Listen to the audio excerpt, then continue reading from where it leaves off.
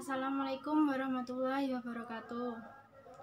Kami dari kelompok 1 akan mempresentasikan makalah mengenai pengukuran ranah kognitif hasil belajar. Perkenalkan, nama saya Widya Dewi Melinia Putri, NIM 203180247. Dengan anggota kelompok Ahmad Taufikur Rahman, Rahil Fadihawa, Sri Wulandari. Untuk pembahasan yang pertama mengenai pengertian ranah kognitif. Ranah kognitif adalah ranah yang melibatkan kemampuan berpikir, memahami, menghafal, mengaplikasikan, menganalisa, mensintesa, dan mengevaluasi dalam suatu pelajaran. Jadi intinya pengertian ranah kognitif itu berhubungan dengan pengetahuan atau teori. Selanjutnya ada tingkatan atau level dalam ranah kognitif. Bisa dilihat dalam tabel bahwa terdapat perbedaan antara taksonomi Bloom lama dengan taksonomi Bloom revisi. Dilihat dari tingkatan levelnya, pada taksonomi Bloom lama menggunakan kata benda, sedangkan pada taksonomi Bloom revisi menggunakan kata kerja. Selain itu, dalam tingkatan levelnya masih sama, yaitu dari tingkatan level terendah sampai tingkatan level tinggi.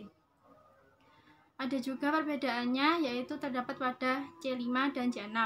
Pada taksonomi Bloom lama, C5 berisi sintesis. Tetapi pada taksonomi Bloom revisi, C5 berisi mengevaluasi.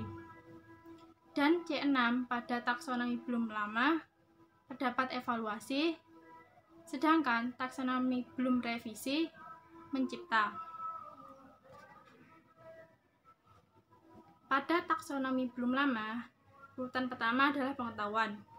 Pengetahuan dalam hal ini melibatkan proses mengingat kembali metode dan proses, atau mengingat kembali pola atau struktur. Yang tingkatan level 2 yaitu pemahaman. Pemahaman adalah suatu bentuk pengertian atau mengerti akan sesuatu yang menyebabkan seorang memahami apa yang sedang dikomunikasikan orang lain. Berarti intinya paham mengenai sesuatu yang diajarkan oleh gurunya. Tingkatan level yang ketiga adalah penerapan atau aplikasi. Pada tingkatan ini, siswa memiliki kemampuan untuk menerapkan gagasan, prosedur, metode, dan teori dalam berbagai situasi. Pada level keempat ada analisis. Analisis adalah menguraikan suatu permasalahan ke unsur-unsurnya, kemudian menentukan keterkaitan unsur-unsurnya dengan struktur besarnya. Tingkatan yang kelima adalah sintesis. Sintesis adalah memadukan elemen-elemen menjadi satu kesatuan, bersangkutan dengan penyusunan bagian-bagian sehingga membentuk suatu kesatuan yang sebelumnya belum tampak jelas. Dan tingkatan yang terakhir adalah evaluasi. Evaluasi adalah menentukan nilai materi dan membuat suatu pertimbangan berdasarkan kriteria dan standar yang ada. Sedangkan pada taksonomi Bloom revisi, urutan yang pertama adalah mengingat. Mengingat adalah menarik kembali informasi yang tersimpan dalam otak memori jangka panjang. Yang kedua adalah memahami. Memahami adalah mengonstruk makna atau pengertian berdasarkan pengetahuan awal yang dimiliki atau mengaitkan informasi yang baru dengan pengetahuan yang telah dimiliki oleh siswa. Pada tingkatan yang ketiga ada mengaplikasikan. Mengaplikasikan adalah mencakup penggunaan prosedur guna menyelesaikan suatu masalah atau tugas dan erat hubungannya dengan pengetahuan prosedural. Siswa dimulai untuk mengaplikasikan atau menambahkan. Bisa juga disebut dengan menggabungkan pemahamannya tentang sesuatu yang ia ketahui. Pada tingkatan level keempat ada menganalisis. Menganalisis adalah menguraikan suatu permasalahan ke dalam unsur-unsurnya dan menentukan bagaimana saling keterkaitan antara unsur-unsur tersebut dengan struktur besarnya. Yang kelima ada mengevaluasi. Mengevaluasi merupakan membuat suatu pertimbangan berdasarkan standar dan kriteria yang telah ditentukan sebelumnya. Di sini, siswa diminta membuat suatu pertimbangan dari apa persoalan yang telah diberikan oleh guru. Dan yang terakhir, ada mencipta. Mencipta adalah kegiatan menggabungkan beberapa unsur menjadi satu bentuk kesatuan. Dalam tahap ini, siswa sudah dapat untuk menciptakan sesuatu, misalnya berkreasi. Nah, pada subbab selanjutnya akan dijelaskan oleh teman saya yang lainnya. Assalamualaikum warahmatullahi wabarakatuh. Baiklah, yang selanjutnya yaitu contoh masing-masing tingkatan taksonomi Bloom. Yang pertama, dalam taksonomi Bloom yaitu C1, mengingat.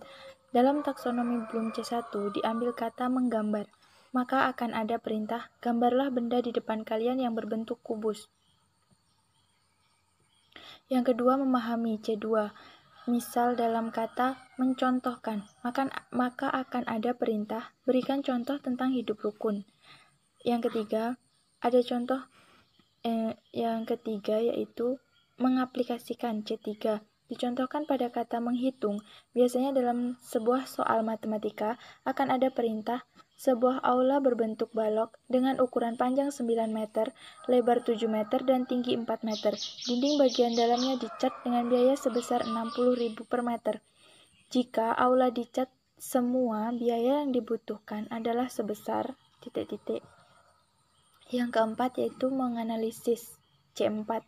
Contoh dari kata memecahkan. Dalam sebuah soal biasanya muncul perintah, diberikan sebuah persegi ABCD, busur lingkaran berpusat di A dan C, digambarkan dari titik B ke D, garis diagonal AC memotong kedua busur di titik X dan Y. Jika X, Y sama dengan 12 dikurang 6 cm, maka luas persegi ABCD adalah. Yang kelima, mengevaluasi C5, diambil dari kata mempertimbangkan. Akan ada soal nantinya, sebuah bola besi dimasukkan ke dalam kotak berbentuk kubus dengan panjang rusuk 10 cm. Jika volume air 900 cm3 serta panjang jari-jari bola 3 cm, apakah air dalam bak itu akan tumpah? Yang keenam, mencipta, yaitu C6. Diambil pemisalan yaitu kata memotret. Nantinya akan muncul soal biasanya dalam sebuah soal seni budaya. Dalam soal disediakan gambar, lalu di samping kiri soal ada pertanyaan. Perhatikan gambar di samping, sebutkan nama dan asal tarian tersebut. Terima kasih. Assalamualaikum warahmatullahi wabarakatuh. Perkenalkan, nama saya Raifa Dihawa. Saya dari kelompok pertama dan saya di sini akan membahas tentang KKU. Jadi di kelompok kami itu membahas tentang pengertian ranah kognitif, tingkatan atau level dalam ranah kognitif, masing-masing tingkatan taksonomi Bloom, kata kerja operasional, dan yang terakhir cara mengukur ranah kognitif secara langsung dan daring. Jadi yang materi 1, 2, 3 itu sudah dijelaskan oleh teman-teman kita ya. Nah, itu nanti saya akan membahas tentang kata kerja operasional. Pasti kalian tuh udah nggak asing kan sama kata kerja operasional, karena kita semester 5, sebelumnya itu kita berarti semester 4. Nah, di semester 4 itu rata-rata mata kuliah kita itu membuat RPP. Dan sebelum kita membuat RPP itu pasti ada KI dan KD. Nah, terus cara menyusunnya itu pasti membutuhkan, kan KI itu ada asli toh, kemudian KD dan indikator. Nah, indikator itu membuatnya pakai KKO kan kita kan sering membuat RPP, jadi kita kan nggak asing lagi kan. Jadi kita cuma mereview sedikit-sedikit dan nggak perlu jalan banyak-banyak ya. Seperti yang kita ketahui, kata kerja operasional itu ada 3 kan. Ini menurut revisinya teori Bloom. Yang pertama ranah kognitif, yang kedua afektif, dan yang terakhir itu ranah psikomotorik. Yang ranah pertama ini namanya kognitif kan. Nah, ini terbagi menjadi 6 kategori. Itu ada yang pertama, kita biasanya mengenalnya pakai C1, C2 sampai C6 itu loh. Nah, yang pertama itu bisa dilihat, yang pertama itu mengetahui, yang kedua memahami, yang ketiga menerapkan, menganalisis, mengevaluasi, dan yang terakhir yaitu menciptakan.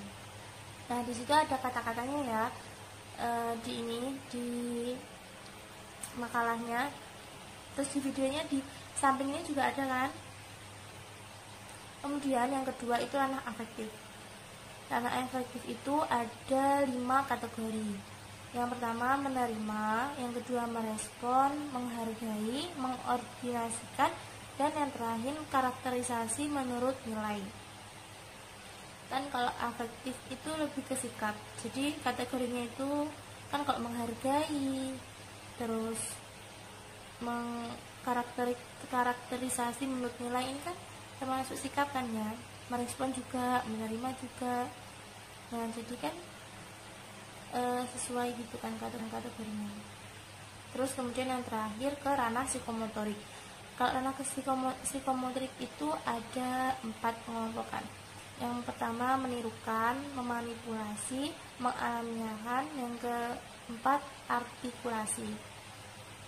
Jadi simpelnya tuh gini ya, kata-katanya itu banyak sebenarnya. Kata kerja, kata itu kata kerja yang kata kerja dalam pembelajaran gitu loh intinya tuh. Kalau kan tadi kan ada 3, kognitif, afektif, sama psikomotorik. Nah kalau kognitif itu tentang pengetahuan.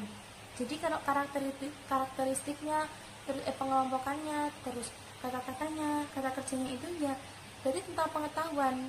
Jadi kata kerja yang dia itu bisa menambah pengetahuan siswa gitu loh.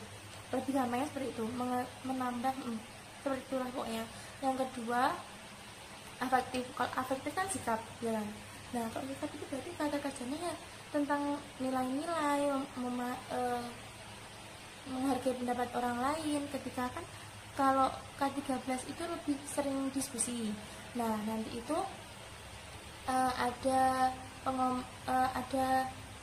kelompok-kelompok gitu. Nah dari sejauh mana anak itu bisa menghargai orang lain atau menghargai pendapat orang lain. Nah itu masuk ke kategori afektif. Kalau yang psikomotorik itu tentang intinya itu tentang kreativitas gitu, sebangsa seperti itu. Jadi dia lebih ke gerak nyata. Kan kalau pengetahuan itu kan dilihat dari memahami, terus nanti menganalisis gitu kan. Jadi kan anak itu lebih ke pemahamannya gitu kan. Nah kalau yang afektif itu berarti sikapnya. Nah kalau psikomotorik ini tuh kayak gerakannya, kreativitasnya seperti itu. Nah dilihat dari sini ada menirukan, memanipulasi, mengalamiahkan, artikulasi. Kalau misalnya pakai ini ya penilaian ranah psikomotorik. Nah itu maaf ya kameranya itu kurang fokus gitu. Nah misalnya guru itu memberikan gambar kelinci. Nah terus kalau kelinci itu geraknya seperti apa ya, anak-anak mendeskripsikan kelinci itu seperti apa. Nah terus nanti anak mendeskripsikan sekreatifnya anak itu. Nah itu masuk ke penilaian psikomotorik gitu. Kenapa nggak masuk ke penilaian afektif gitu kan? Karena kalau psikomotorik itu lebih ke cara kerja ya kan, kayak ke praktek-praktek gitu. Kalau kognitif itu lebih ke pengetahuannya, jadi seberapa anak memahami atau mengetahui tentang materi tersebut gitu. Sekian dan terima kasih ya. Nanti bisa belajar sendiri. Nanti kalau ada yang kurang paham, nanti silakan bertanya lewat chat di grup sini. Kalau enggak gitu langsung saja japri saya juga nggak pakai.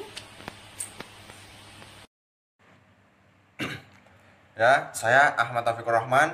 Saya kali ini akan melanjutkan presentasi dari teman saya tadi ya. Kali ini mengenai cara pengukuran ranah kognitif pada siswa. Sebelumnya ranah kognitif adalah suatu kegiatan yang menyangkut atau melibatkan kegiatan mental atau otak, daya ingat siswa pada suatu hal. Jadi bagaimana otak atau mental siswa itu dapat kita ukur. Caranya bagaimana? Nah, kali ini kita akan mencari tahu atau berbagi ilmu belajar bersama mengenai tingkatannya apa saja seperti itu. Karena di sini ada 6 tingkatan ya, dari yang pertama hingga yang terakhir, dan semua itu harus dilakukan dengan berurutan dari yang pertama hingga yang terakhir.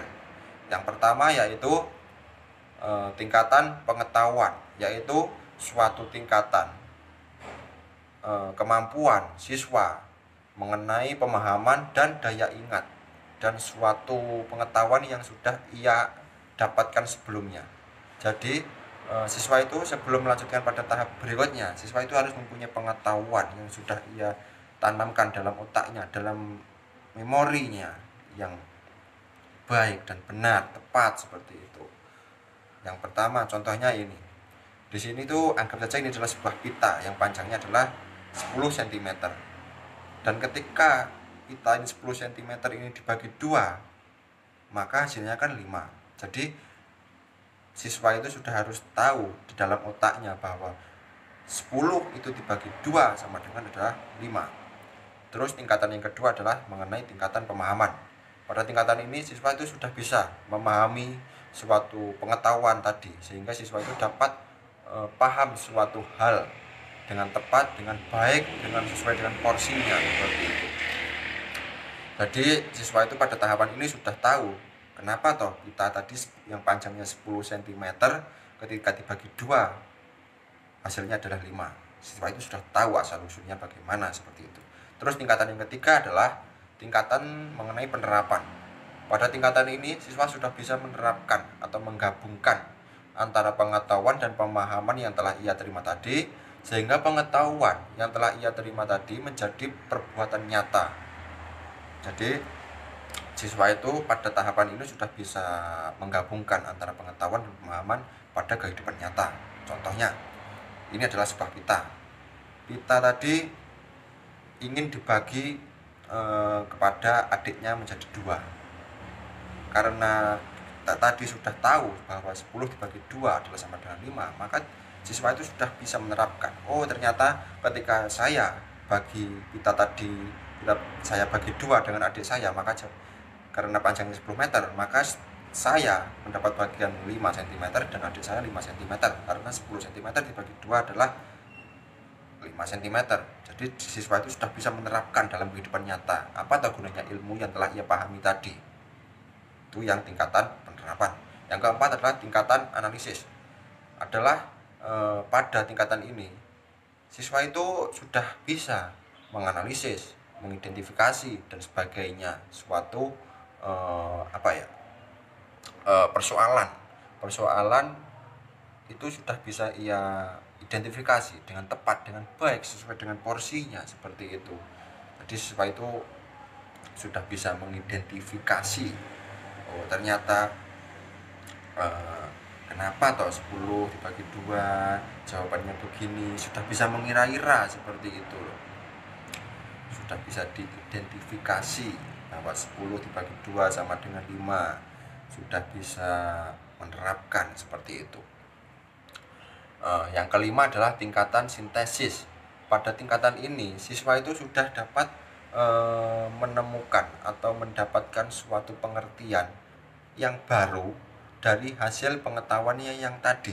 Jadi siswa itu sudah tahu, sudah bisa mendapatkan ilmu baru. Ternyata apabila tali yang panjangnya 10 cm itu tadi dipotong tengahnya, itu hasilnya adalah setengah dari panjangnya pita. Jadi apabila panjangnya 10 meter, apabila dipotong tengah, itu pasti jawabannya adalah setengah dari 10 cm, yaitu 5 cm. Yang keenam adalah mengenai tingkatan evaluasi. Pada tingkatan ini siswa itu sudah bisa sudah dapat mengukur, menilai suatu persoalan yang sudah terjadi atau yang ia terima. Jadi dia itu apabila menerima suatu hal, dia itu sudah bisa mengevaluasi, oh ternyata apabila ada suatu persoalan, contohnya pita tadi yang panjangnya 10 cm, apabila dibagi 2 sama dengan setiap bagiannya pasti 5 cm. Jadi siswa itu sudah tahu, sudah tertanam di dalam otaknya bahwa 10 cm dibagi 2 sama dengan 5. Begitu pula dengan hal-hal yang lain, pengetahuan yang lain. Apabila ini panjangnya 20 cm dibagi 2 sama dengan pasti 10.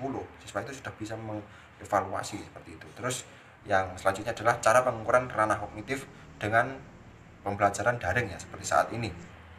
Yaitu sebenarnya sama sih bagaimana cara mengukurnya dari yang luring atau pembelajaran langsung dengan yang daring atau pembelajaran via online itu sebenarnya sama, harus melewati 6 tingkatan tadi. Tapi gimana ya, namanya daring itu pasti ada sesuatu atau ada tingkatan yang tidak bisa ternilai dengan baik. Contohnya yaitu mengenai pemahaman. Mungkin guru, dosen itu bisa memberi pengetahuan dengan memberi ilmu, memberi bacaan, tulisan atau dan lain sebagainya. Tapi belum tentu siswa itu bisa paham dengan baik, dan pada tingkatan selanjutnya apalagi paham. Menerapkan juga belum tentu. Terus menganalisis juga belum tentu. Pada tingkatan sintesis juga belum tentu, apalagi mengevaluasi, karena yang tingkatan kedua saja belum tentu paham. Walaupun dia itu mempunyai pengetahuan bahwa contohnya tadi 10 dibagi 2, tapi dia itu hanya tahu, hanya hafal bahwa 10 dibagi 2 sama dengan 5, seperti itu. Dia itu nggak tahu asal usulnya 10 dibagi 2 sama dengan kenapa kok 5 dan sebagainya. Pada tingkat tadi itu belum tak paham. Jadi sebenarnya pada pengukuran ranah kognitif secara langsung maupun online atau daring sebenarnya sama, tapi pada saat daring itu memang harus ada gimana ya, yang lebih seperti itulah. Jadi memang pasti ada yang kurang mengenai pemahaman tadi.